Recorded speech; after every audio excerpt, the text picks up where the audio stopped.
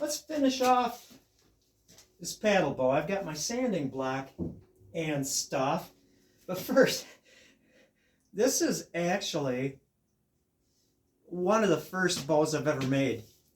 Once I hit that level of being able to make successful bows. I mean, this thing is, in John terms, this is ancient. I can see I need to, this limb kind of goes off into space, but even though I don't have like beautiful alignment, this limb is okay. That one is like shoom. So I just need to steam it and then bring it back straight. But even though it doesn't have perfect alignment, I can string it, and I was shooting it yesterday, and it was staying on the recurve. I just need to, you can see it kind of go shoom off that way. No big deal. No big deal. It does have, you know, what would be considered a string follow, but because it's short, because it's recurved, because it's decent wood, it's a fast little bow. It's an awesome little bow. And I do believe that I'm going to sinew back this thing. First, I'm going to get that tip in the right spot. Then I'm going to sinew back it. And when I sinew back it, I'm going to, I don't know if you can see that, I'm going to put it on my jig, and I'm going to wrench the handle down to get rid of some of that string follow. And then when the sinew, because it's a wide bow, cures and shrinks, boom, it's gonna, I'm not gonna say it's gonna get a reflex. It'll probably bring it back to neutral where it's, you know, 0, 0. I don't, that sounds very technical. I don't even know what the heck that means. But yeah, this is, I made this at a place far, far away from here called Camp McGregor when I was a caretaker of a math and science camp owned by Jackson County ISD. This was previous to the preserve that I managed for almost 3 decades. So yeah, that's going back. But they had a lot of little walnut saplings, right? And this was made from one walnut sapling. And this is before I really, you know, was anti-round belly in woods that aren't yew or osage. But yeah, this is a very cool little bow. It deserves to live instead of just sitting here being forgotten. Would I sell that one? No. That would be my bow. When I find a bow that I made many, many years ago, eons ago, no, that's going to be mine. That'll be a cool little bow. And it's kind of fun. You know, many years later, decades, speaking to younger John, back when I had thick brown hair. You know, I'm speaking to myself here. Yeah, literally and figuratively and metaphorically. But that's a cool little bow. But lest I get too far afield, sometimes you need a stiff sanding block, like made out of wood. And sometimes it helps to have a supple one. This is an eraser I bought to erase the sanding dust it collects in sandpaper. This is what it's made for. You can get it at a hardware store. And I've got 220 on it.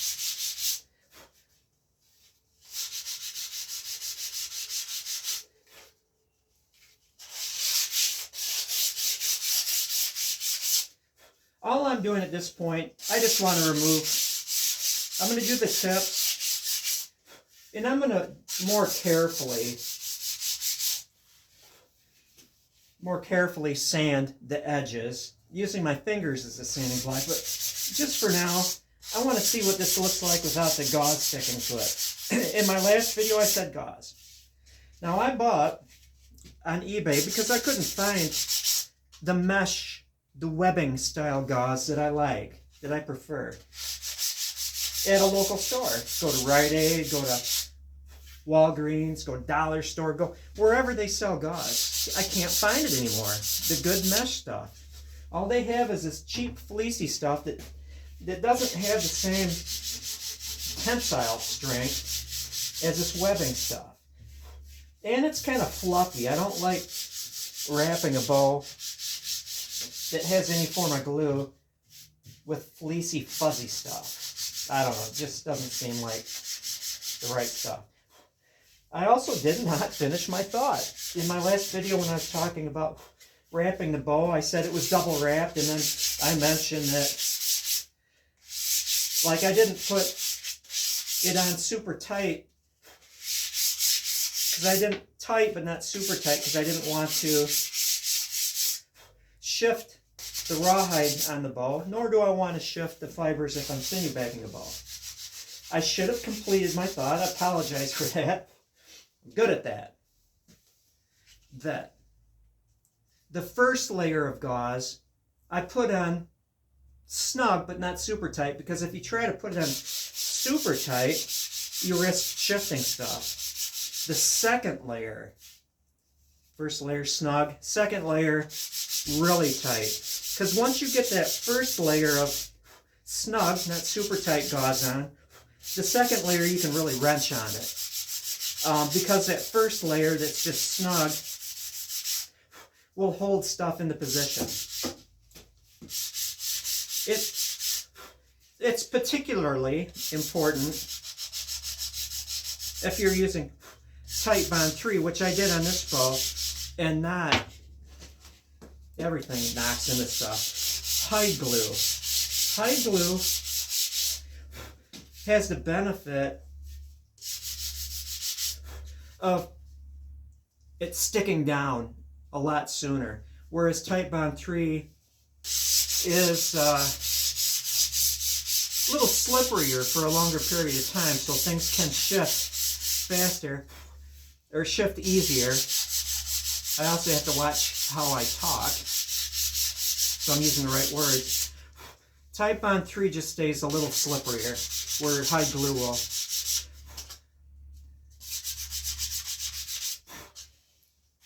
tack down, will stick faster.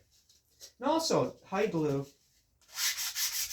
I could have used hide glue to put this rawhide on. And I did this once. I saw a video on it. This guy did. You almost don't even need to wrap.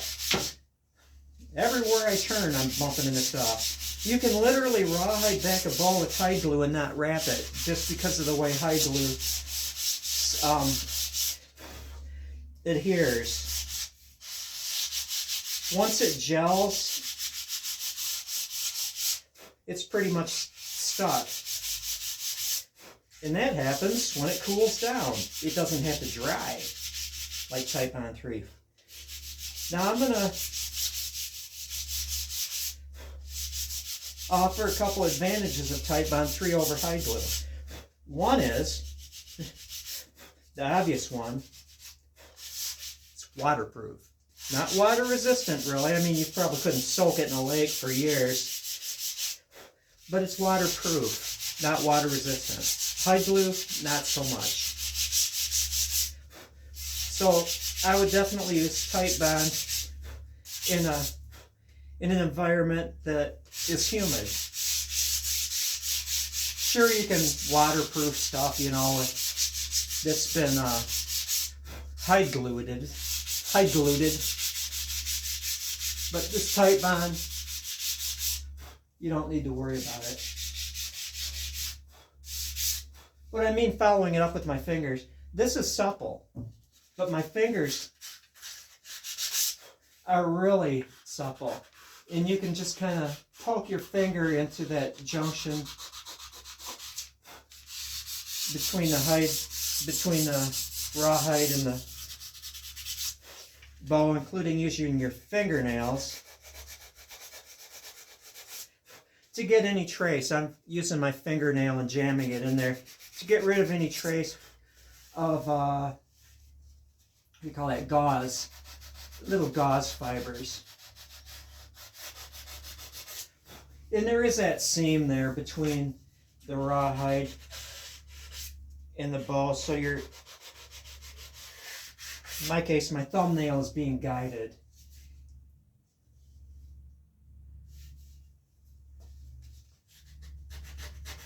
My thumbnail is getting right in there. 220 is nice.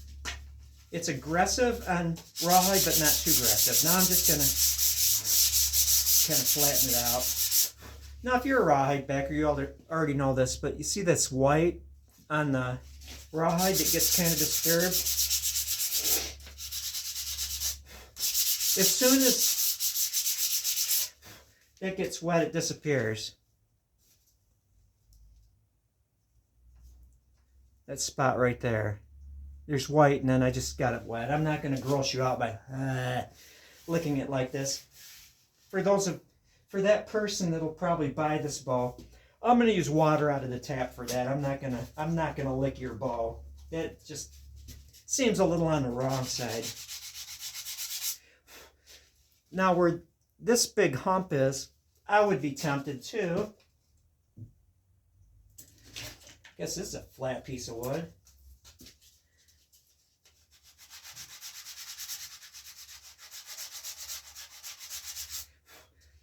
Using a block of wood there.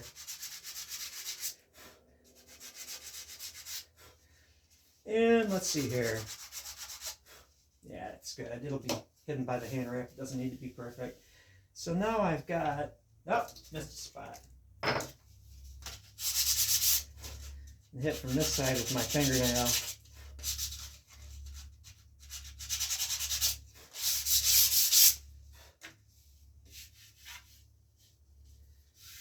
Yep, that looks good. Now for the tips. I shall use, I'll start it off, this is a well-used piece of 80 grit, because I do need to, like, remove material quite fast. And in this case, do I have a, yes I do, it's not a formal sanding block. I'm going to use a wooden one. I want to really concentrate.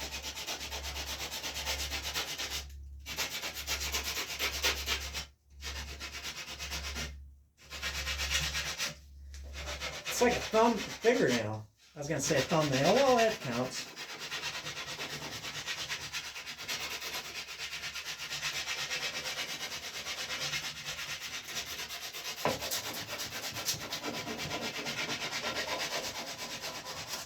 Oh, I just caught myself. I didn't finish my thought. Also, gotta say, I love hide glue. I love my hide glue. But I find when I'm rawhide backing a bow, I do feel that Tight Bond 3 will give you a better bond. I said it. That's just a personal opinion. You can disagree with me. That's fine. We don't always agree on stuff, but yeah. Hide glue is definitely strong enough. But if you want ultimate strength, I do feel that Tight Bond is a little strong, more permanent. Could be just a matter of humidity. I don't live in a desert. I live in Michigan.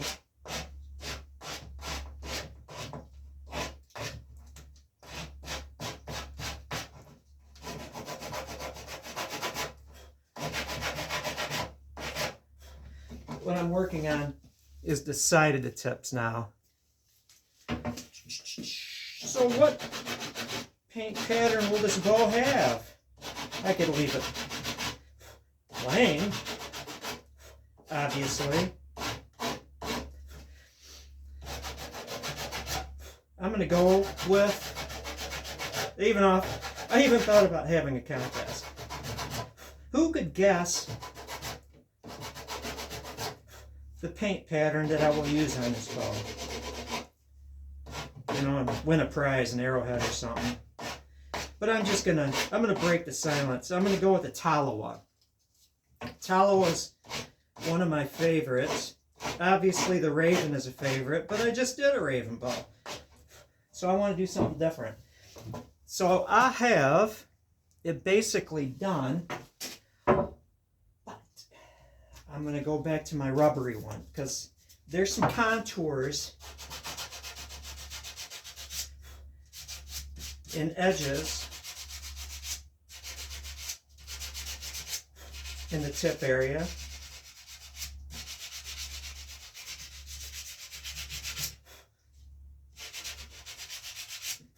Now I'm going to sand out, remember the compression lines from that last video I did, from the rubber bands.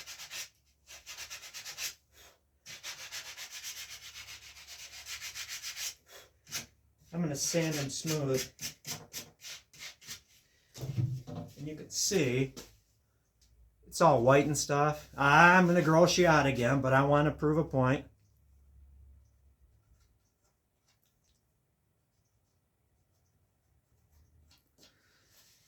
Then if you get it wet, they disappear.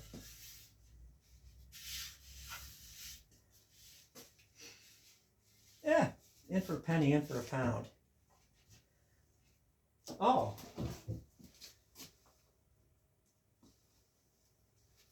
That's it. Look how small this thing is. This little 52-inch Black Panther recurve. Had that since I was about, I think, probably 15. My first real bow, and I still have it. I don't look back and say, gosh, I wish I had that bow. I have it. Let's do this one. This is a wild one because that rawhide goes all the way over the edge. If I can do this, I can do anything. While I'm sanding,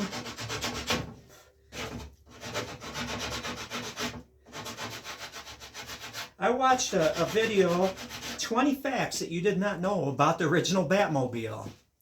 There were multiples, of course, you know. There was number 3 that never saw service on the TV series, Adam West, and the other guy.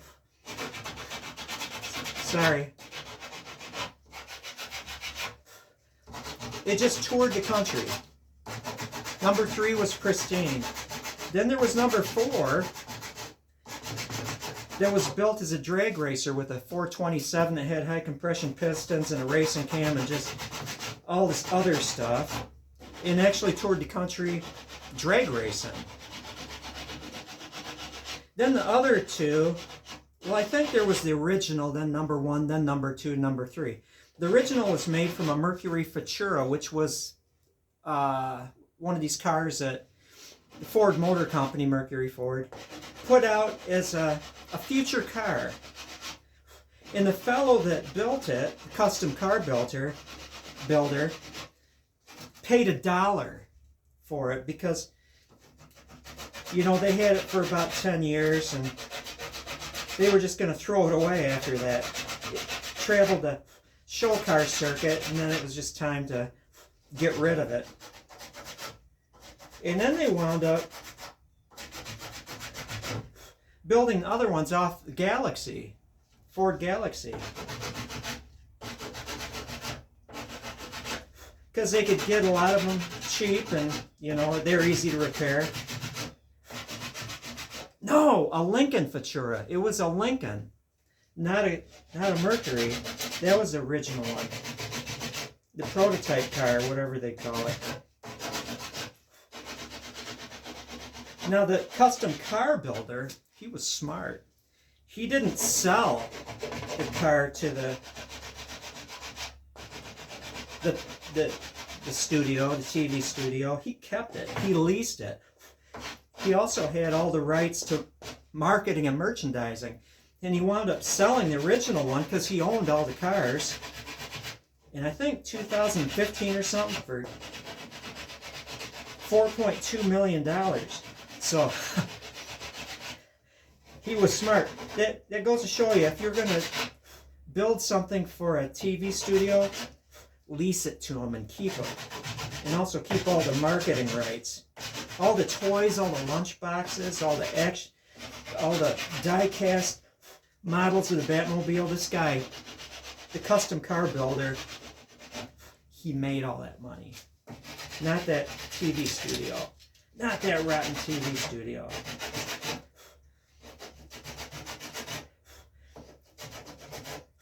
And he built that car, the original one, in a matter of weeks. because they needed it right now. They needed it yesterday. This one's going to take a lot of sanding. Look at how that bonded around there. That's no good.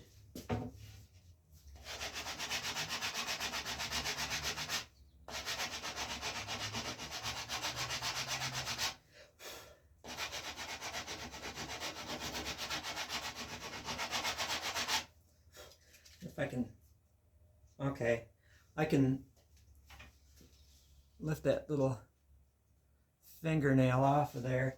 I'm not going to pull it because I don't want to pull up the tips. I don't think it would. Strong glue joint, but I'm just going to make sure that it falls off, basically, instead of me pulling it off.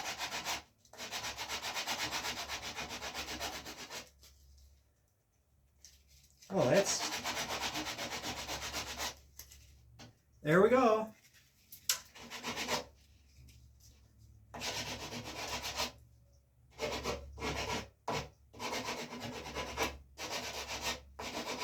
Yeah, when you're doing cutting maneuvers with sandpaper, you definitely need a wooden sanding block nut.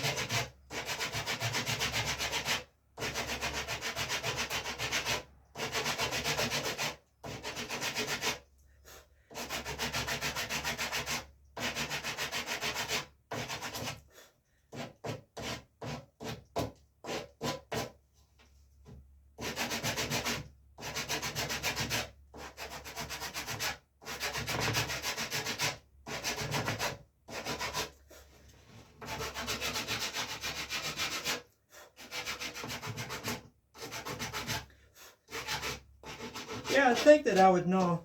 Was the actor's name Burt Ward, or was that the name of Robin's real name? I think that was Robin's real name.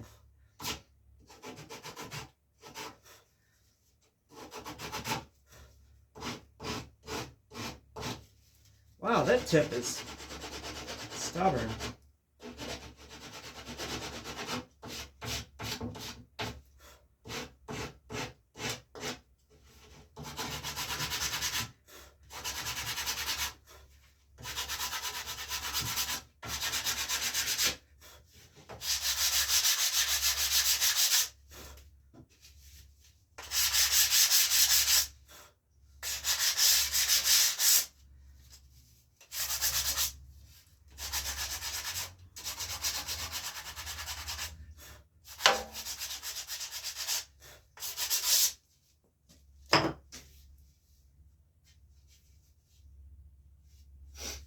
That'll work. And then again, just get it wet and the white will disappear.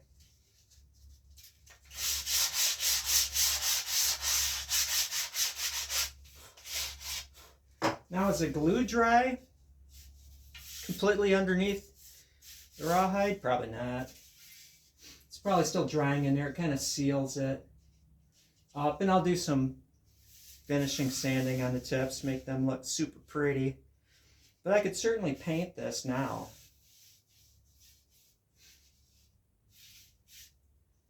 So I kind of want to string this thing up, but gotta wait. Not as long as you have to wait with, did I get any tight bond on the belly? No. It's very careful. Sometimes you'll see glue spots on it, but no. Don't need to do that. And there we are. A nice ball.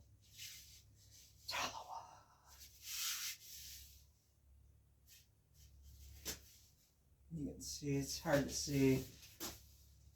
There's a little bit of kick to the tip, so there's a little bit of reflex, but I don't try to get a lot. I could try to get more, but you know, you can't get something for nothing. Nice ball. This will be a nice talawa. It'll look nice when I get the white from the sanding on the tips wet. That'll disappear and just look, it's slick as a goose snot on ice. Well, that is it. This is part 2 of pedal bowing.